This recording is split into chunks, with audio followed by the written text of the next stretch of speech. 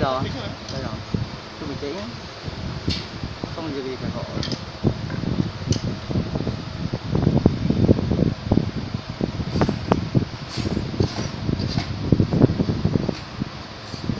Cứ bình tĩnh.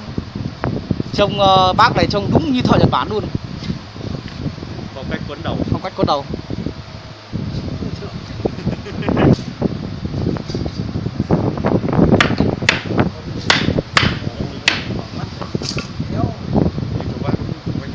Phong cách Nhật Bản đi. Ta về tao nó phét vào đây đúng phong cách Nhật Bản, bọn tin ngay.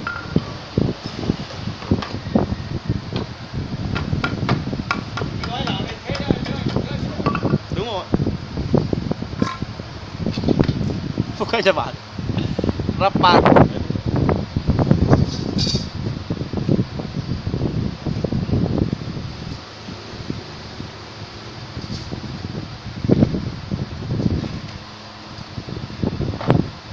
Ta sẽ cho lại đoạn quay.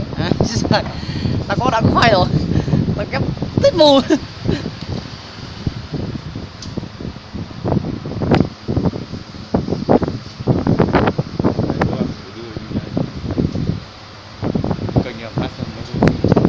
Ta sẽ cho mấy cái này. Đơn giản thôi. Sẽ đơn giản. Còn cái ngon kia này thì mình bình tĩnh. Cái ngon kia thì vẫn còn chưa được. Ta sẽ cho mày cái này. Đầu tiên là ta sẽ đăng cho mày cái này đầu tiên. Ta ghép mấy cái nhỏ nhỏ vào.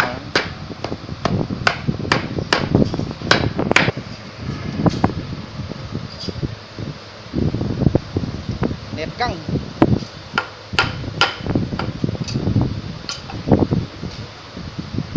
Con này màu nó đẹp nhỉ?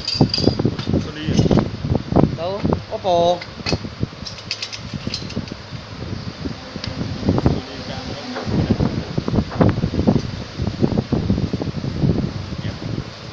Poly không đẹp.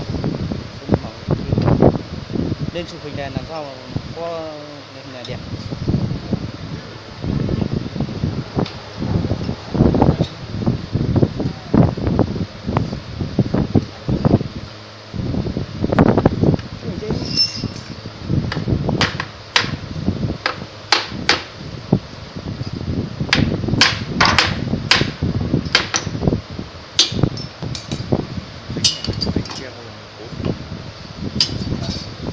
Keo 2 thành phần.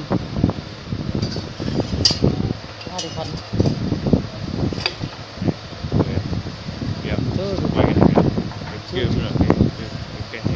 Chưa, chạy